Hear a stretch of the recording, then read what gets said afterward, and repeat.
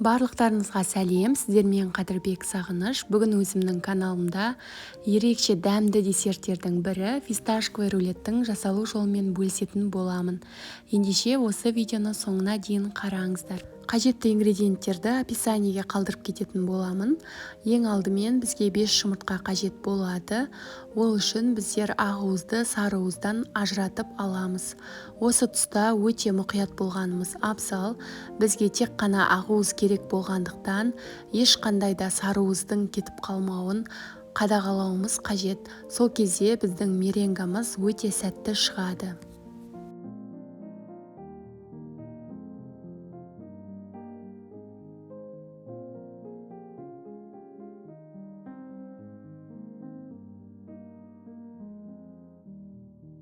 Ақуызды мұқият бөліп алдық. Енді шым тұз қосып, баяу жылдамдықта миксерлеп бастаймыз.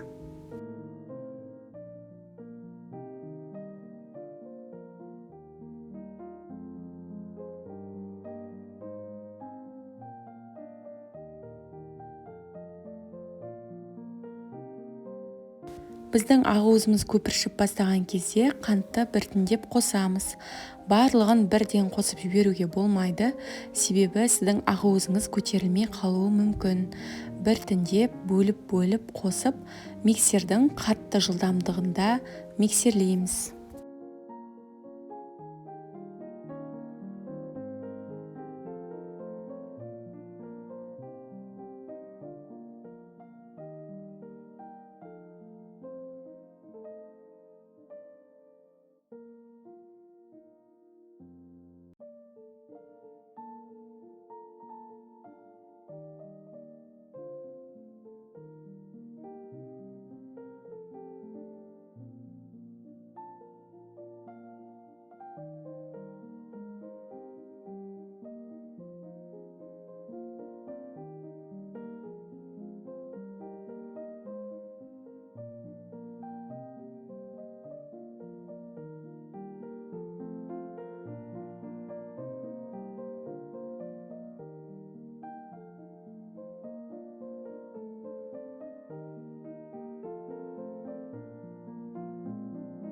Шамамен 7-8 минуттай миксерледім.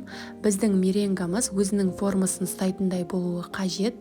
Яғни ыдыстан өз еркімен ешқандай да құламайды, төңкеріп тексеріп қараймыз. Сол кезде біздің меренгамыз дайын деген сөз. Ал енді дайын меренгаға 1 ас қасық алма уксусын қосамыз, немесе болмаған жағдайда лимон қышқылын қоссаңыз да болады. Миксердің жай жылдамдығында 1 минут қана миксерлеп аламыз.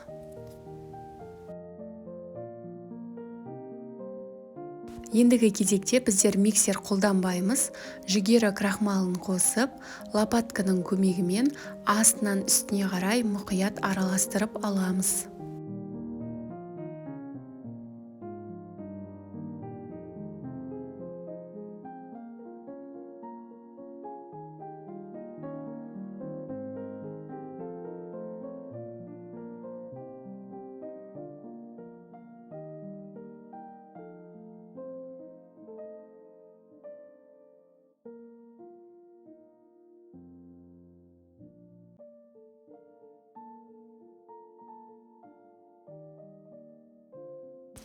Барлығын араластырып болғаннан кейін фисташка пастасын қосамыз.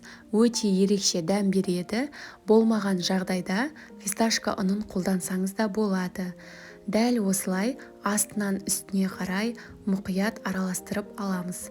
Осы кезде ескерте кететін жағдай, сіздің меренгаңыз басылып қалмауы қажет. Сол себептен асықпай, тек байыппен ғана араластыруыңыз қажет.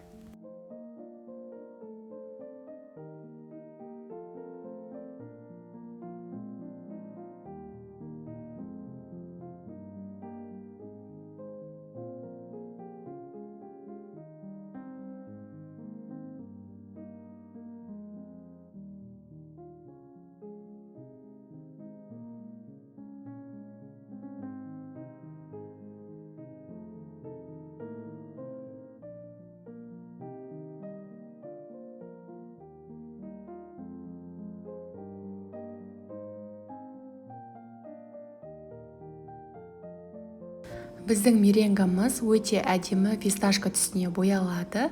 Осымен дайын. Енді противеньге пергамент қағазын төсеп орналастырамыз. Менде силиконизированный пергамент қағазы, яғни ешнәрсе піскен кезде жабыспайды. Сондықтан сіздерге де сапалы пергамент қағазын қолдануға кеңес беремін.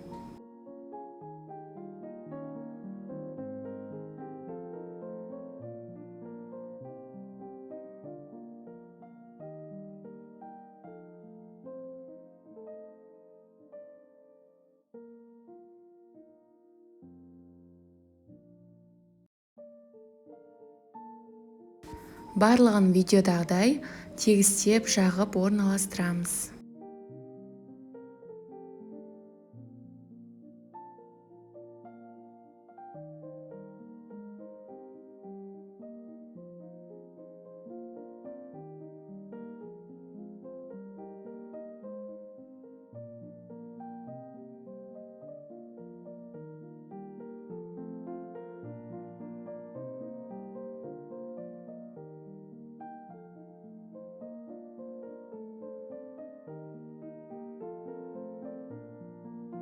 Коржымызды қызып тұрған пешке 160 градусқа 30-35 минут аралығында пісіріп аламыз. Ал енді осы аралықта кремін дайындаймыз. Ол үшін бізге тоңазытқыштан шыққан сап-салқын 33% сливке қажет болады. Сливкені миксердің баяу жылдамдығында, кейін қатты жылдамдыққа қойып, шамамен 2-3 минут аралығында миксерлеп аламыз.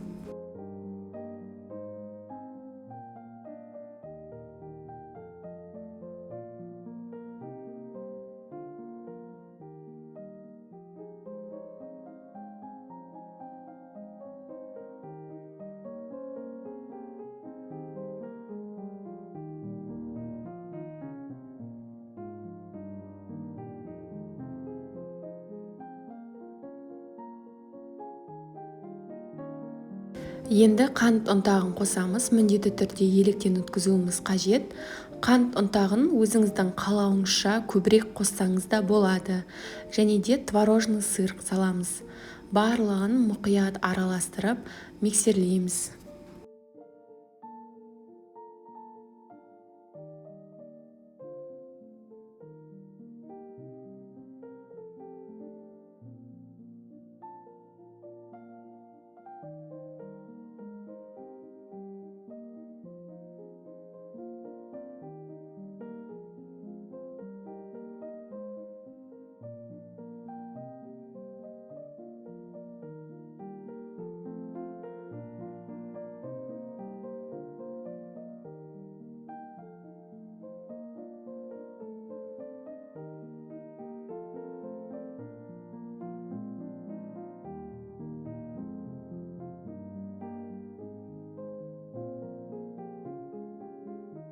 Осымен бізде қоймалжың крем пайда болады.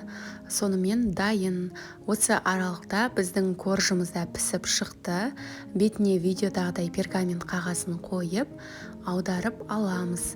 Яғни біздер кремді ішкі жағына жағуымыз қажет. Өздеріңіз көріп тұрғандарыңыздай пергамент қағазы өте оңай алынады. Ал енді кремін жағып бастаймыз. Мен аздап крем алып қаламын, себебі сыртын әсемдеуге қажет болады. Сіздер барлығында ішіне қосып жіберсеңіздер де болады.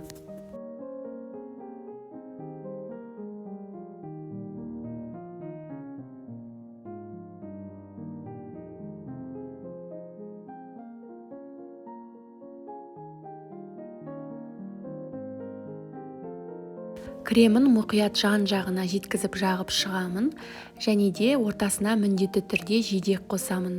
Ол менде құлпынай. Сіз малина қолдансаңыз болады, немесе түрлі жаңғақтарды қоссаңыз да болады. Видеодағыдай етіп, біздің рулетімізді мұқияттап жинақтап шығамыз.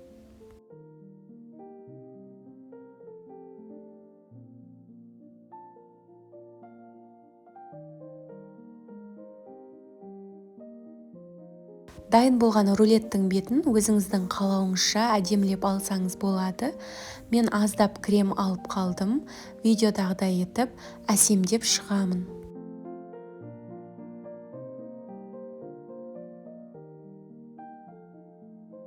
Фисташка рулеті менің қонақтарымның барлығына ұнады.